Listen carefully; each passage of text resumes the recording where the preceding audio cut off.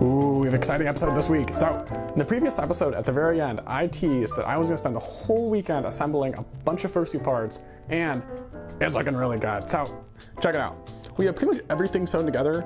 We have the eyebrow up here, we have the bottom eye and this big cheek piece. This whole mess back here has been finally sewed together and cleaned up. It's all one big mega piece now. So, in this episode, the main goal is to get the front here done. Do you know when you're like sketching a line and you draw the same line over and over and over again? That's been pretty much exactly how this piece here has been going. This is like the 4th or 5th version of it. I'm still not very happy with it, but perfect is the enemy of done, and we need to get this done. So let's go ahead and cut this piece off and this little friend down here and start cutting some fur. I think what we're gonna do is redo this whole bottom piece. It's been kind of flopping down here, so I'm pretty sure we need to redo it anyways. So I'm gonna go ahead and pull this whole thing off and then just cut off what we need.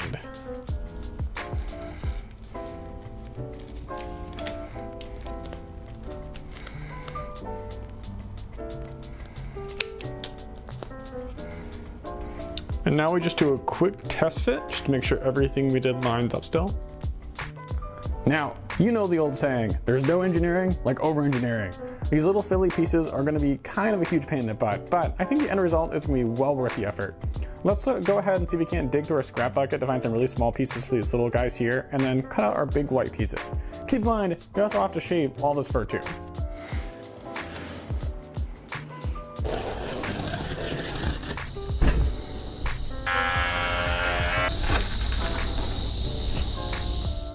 Like everything in this project, this took much longer than I expected, and also took more than one attempt. But here are our finished muzzle pieces. Let's go ahead and sew this all together.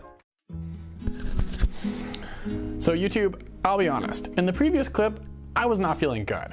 I'll put a picture up now of what it ended up looking like, but I'm really not happy with how that turned out. And after making it, sewing it all together and test fitting it, I realized that I shaved the fur way too short. So instead of getting mad about this, I'm gonna go ahead and use this opportunity to redesign that piece entirely. So let me show you what we have.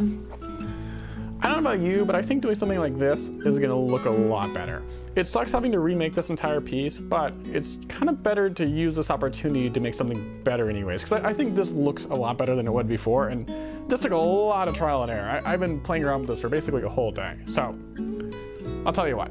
I'm gonna go ahead and off camera remake this piece. It's gonna take quite a while, but I think it's okay. I think it's gonna look a lot better. So I'm absolutely covered in fur, but I'll give you a quick update. It's looking so much better. Oh, I love it so much. The angle's really cool. Okay, I still have a lot to work to do. This is only the first one, and this is a huge mess, but it's turning out so much better than it used to be. Loving it. In the previous episode, an eagle-eyed viewer pointed out that I said I was using the ladder stitch when actually I was using a blanket stitch. They were right about that. They also pointed out that the whip stitch is deceptively strong. I've switched over to using the whip stitch for all of these recent pieces, and I'll be honest, I'm really liking it. It has a really good flexibility, and here's the thing. Sewing is kind of like everyone has their own personal favorite stitch, but it's important to know a couple different stitches so you have different tools for different jobs. I've been using the whip stitch. I think it's really fun. It's been fun to change it up. Wow. So I knew this would take a long time, but this took a lot longer than I expected. This took 3 solid attempts of me kind of goofing it up, and man, making a fursuit's really hard. So to reiterate what we just did, we went ahead and finished this entire piece and the little cheek guy down here. It doesn't look like a lot of work, but it's legitimately probably some of the trickiest parts we've made so far this entire project. Next up, we need to talk about this kind of big void back here. It's not very glamorous, but we still need to finish patterning all this, cutting out the pieces, and then working on the lower jaw. We need the side pieces and the bottom. It's still quite a bit. Look, after we get that done, we'll have the neck, and then we'll be completely done with the fur. And like, getting done with the fur is actually a pretty huge milestone. We have the nose to worry about, the eyes to worry about, and like a few smaller things, but I think that's it. I think we'll be at the end. The end is in sight. It's still a long ways out there, but the end is in sight.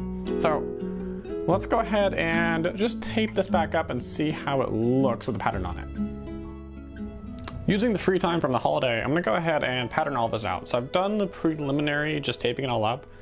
One thing I wanna do is trim off this little bit of corner here, just so we get a super smooth transition between the warm fur and the red fur.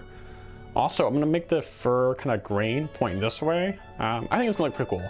let's go ahead and cut this off, and we'll do this big long piece down here next episode. For now, let's get these little two guys here knocked out.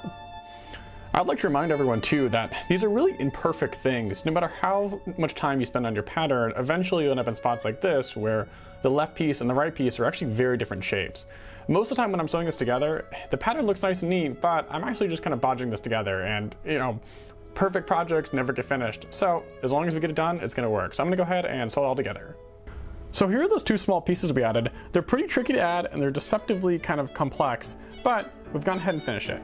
Remember, the long-term goal is to go ahead and finish the entire neck so then we can get to the shoulders as the last bit of fur. But before we get too distracted, the jawbone and then the lower jaw are what's kind of next for us. We still need to finish the nose, but that'll be a different thing. So let's go ahead and continue this gravy train of progress by adding the pattern for the lower jaw. So YouTube audience, I have a question for you. So I want to know how many of you have either made a fursuit or are you looking to build your own fursuit? I hope that these videos provide you some value either through entertainment or as just another way to see someone else build a fursuit, especially when they're starting out. There's a lot of questions to ask and making these fursuits is really hard. So if you haven't already, please like, comment, subscribe. It's something that's free that you can do that helps out this channel a lot. Thank you so much. Now let's go ahead and pattern this out. We're getting near the end and it's getting really exciting. So let's go ahead and tape it all up.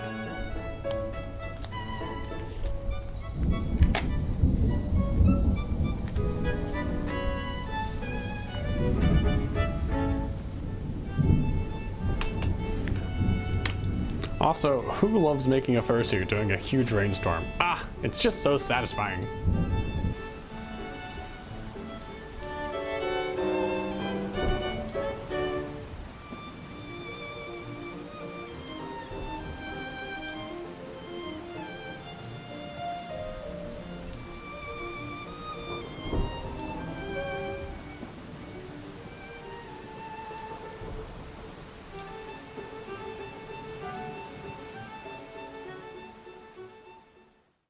Adding the jawline was actually really simple. It's just a little bit of sewing here in the center and on this side here.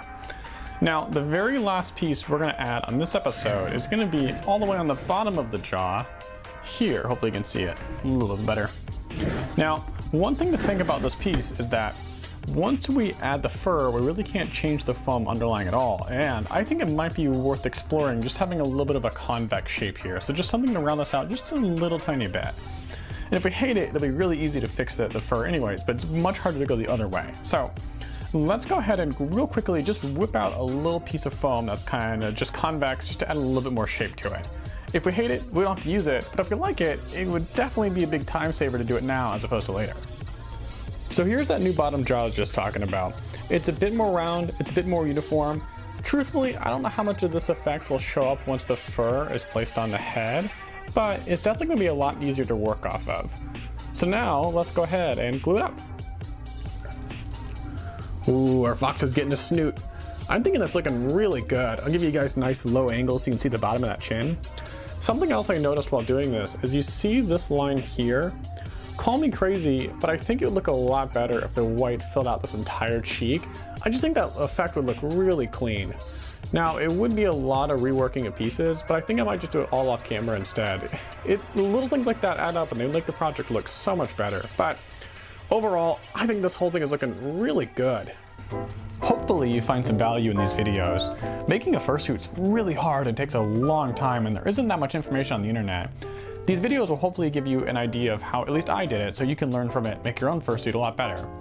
Now, in the chat below, I put a link to a Telegram group. It's gonna be a safer work, just gonna experiment to get a big group chat going to talk about fursuit making. So if you wanna join that, the link's below.